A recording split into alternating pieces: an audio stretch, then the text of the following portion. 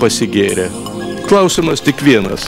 Ar galima žolelėmis išgydyti girtuoklystę? Galima, sako žolininkas. Čia yra paprastas vaistas, prieinama padaryti bet kam. Imas išrūgus vėl nuo pienų, 3 stiklinis česnaką. Susmulkinti? Susmulkinti tiek jokių būdų, kad neprisileistų metalas. Be metalo? Taip, plasmasinį peilį panaudoti. Arba medinį, ką nors jo? Medinį jo, tai česnaką tada padėti, prispausti, jis nusilupa. Taip. Susmulkyti, įdėti tą česnaką čia, įdėti į merlę tai česnaką, įdėti akmenį, ką patrauktų į žemį. Taip. Įpilti išrūgų ir stiklinį cukrų, arbatinį šaukščiuką grėtinis, ir palikti maždaug 2-3 mėnesiam. Tamsoj? Tamsoj, šiltoj vietoj. Šiltoj vietoj. Toks vaistas gerimas po 100 gramų vieną sykį vakare.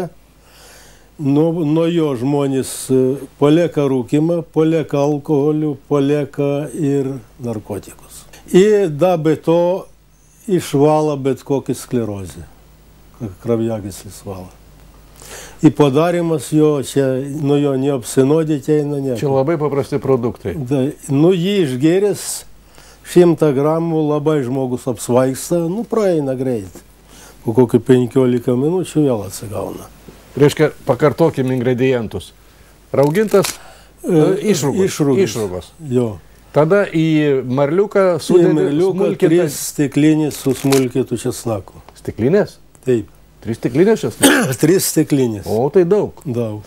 Ir įdėti akmenuką, kad nuskestų, taip. Į akmenį, kad nuskestų. Ir tada dar pridėti ko šaukštelį grėtinės? Cukrų stiklinį. Stiklinė cukraus? Ir arbatinį šaukščiuką grėtinės. Ir palieki kuriam laikui? Užrėž 3-4 sluoksnim merliaus, kad gautų orą. Ir palikti? Paliekam 2-3 mėnesiam. Gal pasirodys per ilgai 2-3 mėnesius laukti, bet turite pabandyti. Nes jei nebandysite, tai gali baigtis va kaip. Pirmą šarką išgeri pats, antrą jau draugas paduoda, trečią velnis paduoda. Ir jeigu jis jau įsiūlys trečią, jis džiaugias labai, kad įsiūliau, tada į 4, 5. Ir pabaigos nėra. Jo, jis džiaugias, o žmogus jau durnioja. Noriu jums priminti, su žolininku ponu Jurijumi susitiksime ir kitą sekmadienį.